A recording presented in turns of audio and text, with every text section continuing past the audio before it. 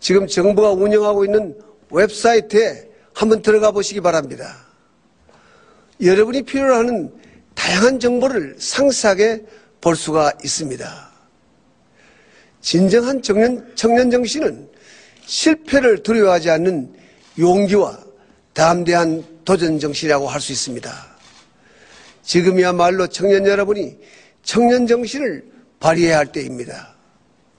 정부는 중소기업이 일자리를 유지하고 만드는데 적극 지원할 것입니다. 충주에 있는 한 프레스 공장은 근로자를 해고하는 대신에 휴직 처리하는 방법으로 일자리를 지키겠다고 하였습니다. 이러한 경우에는 정부는 근로자 임금의 최고 4분의 3까지 지원할 것입니다. 또한 중소기업이 청년 미취업자를 인턴으로 고용할 경우에도 임금의 절반을 책임질 것입니다. 경제가 어려워지면서 자영업자들이 계속 줄어들고 있습니다. 정부는 아이디어와 창의적인 서비스로 승부하는 1인 창조기업을 적극 돕겠습니다. 이렇게 되면 고추장 손맛이 뛰어난 할머니가 사업가로 변신할 수도 있습니다. 일자리를 지키는데 노사화합보다 더 중요한 것은 없습니다. 다른 나라들과 달리 일자리를 나누고 해고를 자제해온 우리의 기업들, 임금이 줄어드는 것을 감수하고 노사 협력을 이룬 노조에게 우리 모두 박수를 보냅시다. 이 위기가 국가 경쟁력을 떨어뜨리고 있는 대립적 노사문화 혁신의 계기가 되도록 합시다.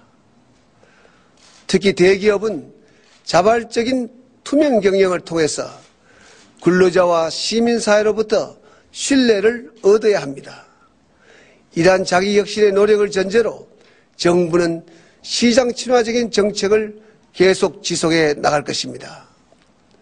사랑하는 국민 여러분, 저는 지난 연말 세 분의 할머니로부터 큰 감동과 함께 용기를 얻었습니다.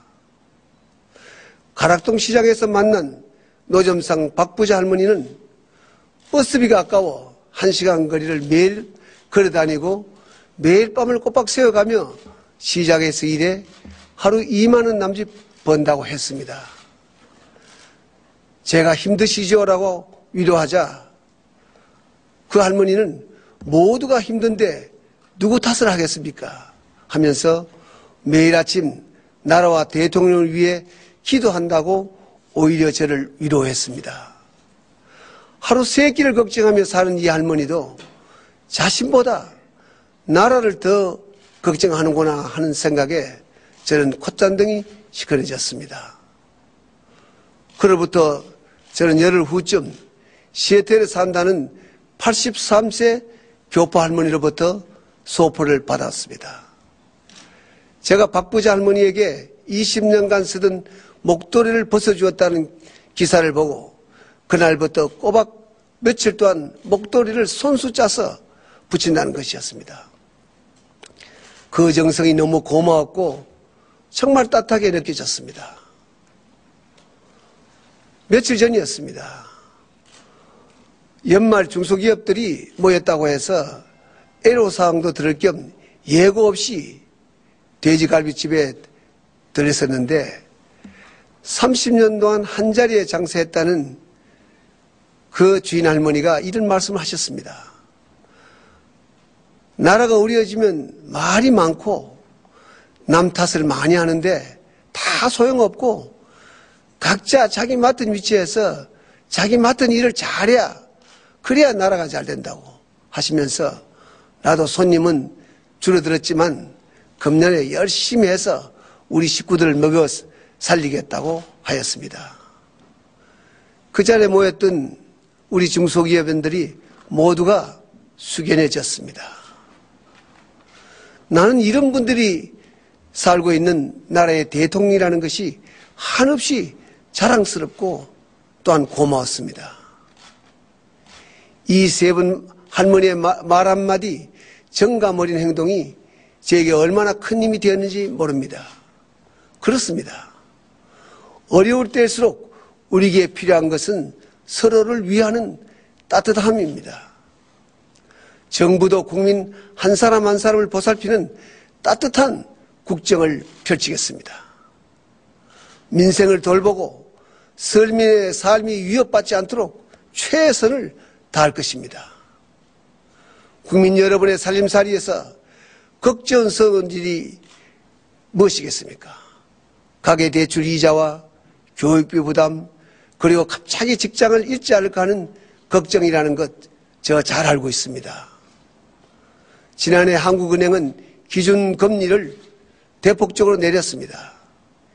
이 어려울 때 금리가 높으면 서민들의 삶은 한계 상황에 내몰릴 수밖에 없습니다.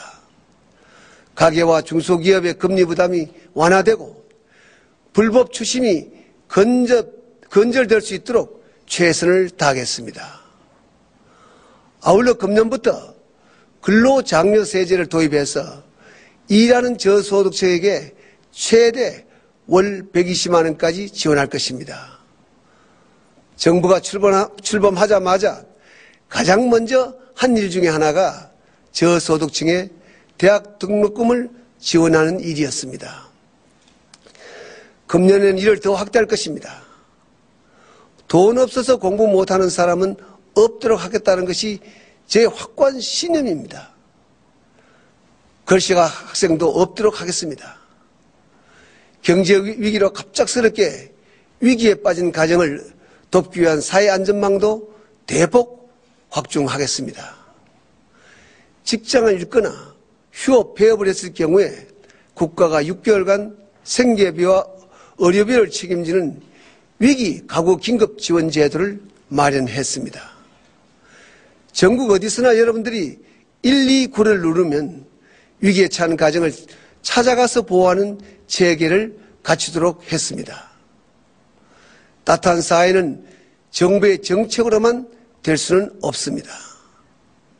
우리 사회 모두가 나눔을 실천할 때 따뜻한 사회가 될 수가 있습니다. 나라가 어려울 때일수록 지도층의 솔선수범과 자기 희생정신이 절실합니다. 직장을 잃어 시리에 빠진 근로자의 마음, 직장을 구하지 못한 청년의 마음, 장사가 안 돼 어깨가 처진 소상인의 마음, 수줄이 끊겨 부도가 난 중소기업인의 마음을 역지사지의 심정으로 이해하고 우리 모두 나눔의 미덕을 실천했으면 정말 좋겠습니다.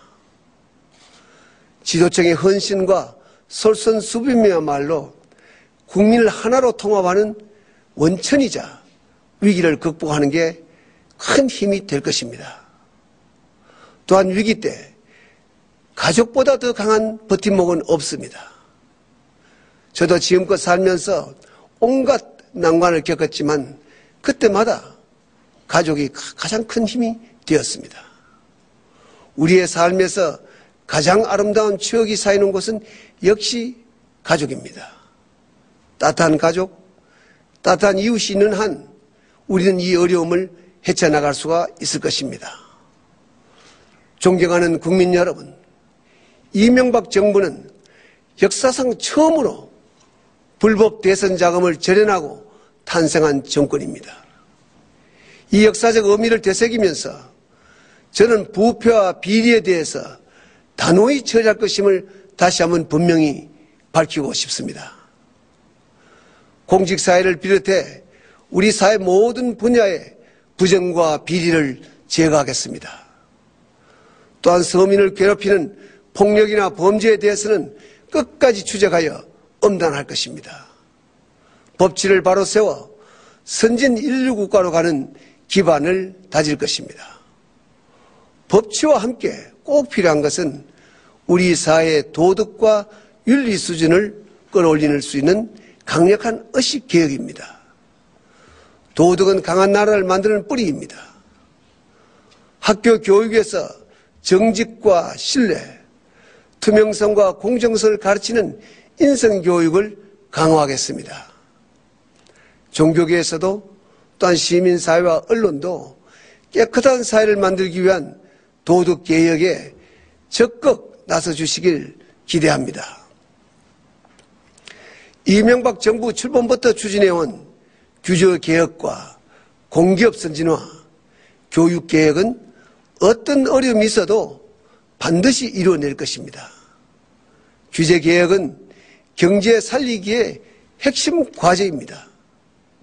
지난해 산업단지와 공장 설립 간소화를 비롯해서 많은 규제개혁이 이루어졌습니다. 또한 많은 법이 지금 국회에서 기다리고 있습니다. 하지만 아직 갈 길이 한참 남았습니다. 규제개혁에 한층 속도를 내겠습니다. 공기업 선진화는 공기업을 진정으로 국민들에게 돌려주는 개혁이라고 할 수 있습니다. 더 적은 비용으로 서비스의 질을 높이는 개혁입니다.